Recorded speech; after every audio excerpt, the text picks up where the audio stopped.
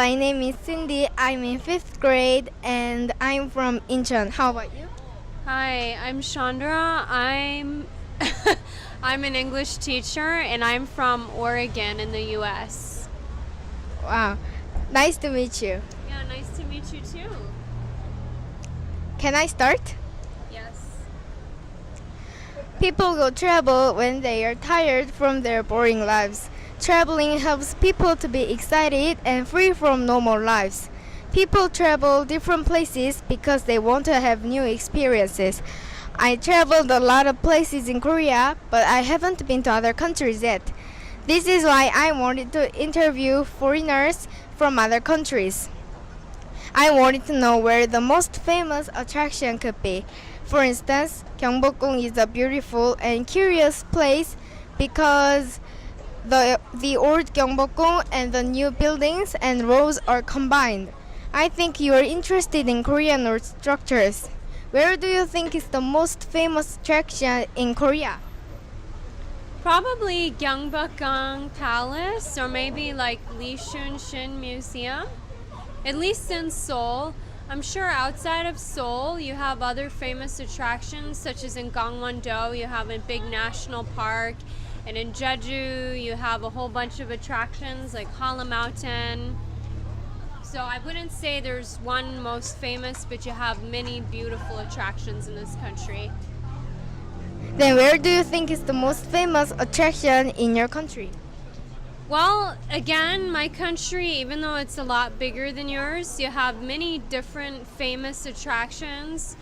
But if you want to talk about the East Coast, like in New York, the Empire State Building is a famous one, the White House in Washington, D.C., Disney World in Florida, and where I'm from, it'd be Disneyland in California, and in Seattle, it'd be the Space Needle. The thing is, in Oregon, it's mostly forest, so it'd be a national park. Mount Hood, like Mount Fuji in Japan. Okay. And I wanted to know what you think of lodging in forest. For instance, Thermal Forest Lodge is my best place to lodge in forest because we can see deer playing around and we can enjoy the nice view from the top of the volcanic cone. Have you ever been to Forest Lodge before?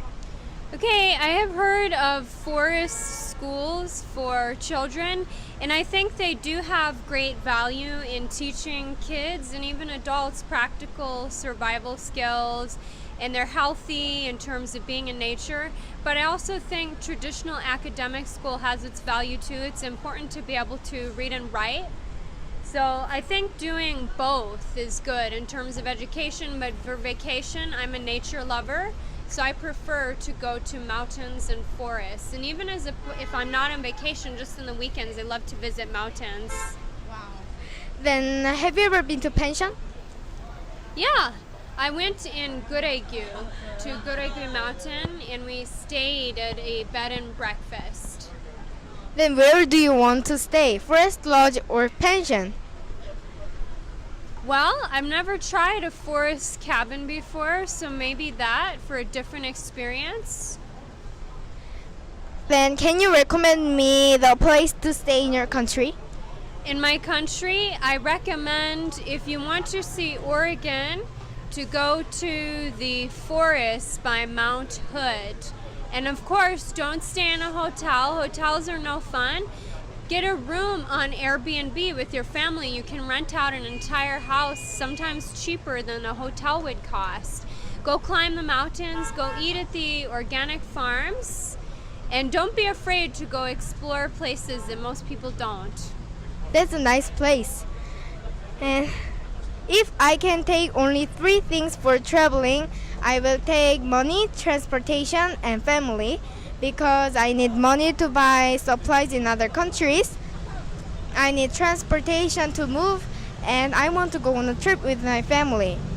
If you can take only 3 things for traveling, what will you take? Well, I have to have identification, which is a passport. So I definitely take my passport and, of course, money and a suitcase.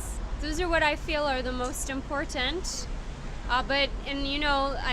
Four things, I would say my smartphone, but if I can't have that, then the other three things are definitely more important. Then, what transportation do you want to take? A car, a bus, a train, a ship, or an airplane? Well, it depends where I'm going and what the area is like. If I have to go overseas, usually I would prefer to take a plane. However, some people want to do a cruise where they go on a beautiful boat and they just explore, they see the ocean. But generally, I take a plane, and if I'm within a big city like this, I will take the subway. If I have to go to the countryside, I'll drive a car. Then who do you want to travel with? Family, friends, or alone? Okay, well, it just depends on my mood, but generally by myself and sometimes with friends. I usually don't travel with my family because they live far away. And people travel every season. In spring, they go to park. In summer, they go swimming. In fall, they go on mountains. And in winter, they go skiing. When do you think is the best season to go on a trip? Well, personally, it's when I have the most vacation, and now I only have 2 weeks, but in the winter I'll have 4 weeks. So in the winter is when I like to travel to warm places. Last winter I went to Thailand, and this winter I'll go to Thailand again to Krabi. So my preference is whenever I have the most vacation, so I have enough time. I don't like to be rushed. It doesn't feel like a vacation then. This is the end what I prepared, and thank you for joining my interview. Have a nice day. Okay, thank you. Bye-bye. Okay, if you grade her English ability, scale 1 to 10, how would you grade her? Well, I would definitely say like a 9 out of 10. She did really good with fluency. Just remember, if you want to sound just more natural, you can pause a little bit more and then let your voice pitch vary. Because I know Koreans naturally don't speak with as much variation in tones. But I recommend because she has listening activities in class, listen to the variation and try to incorporate that into your speech.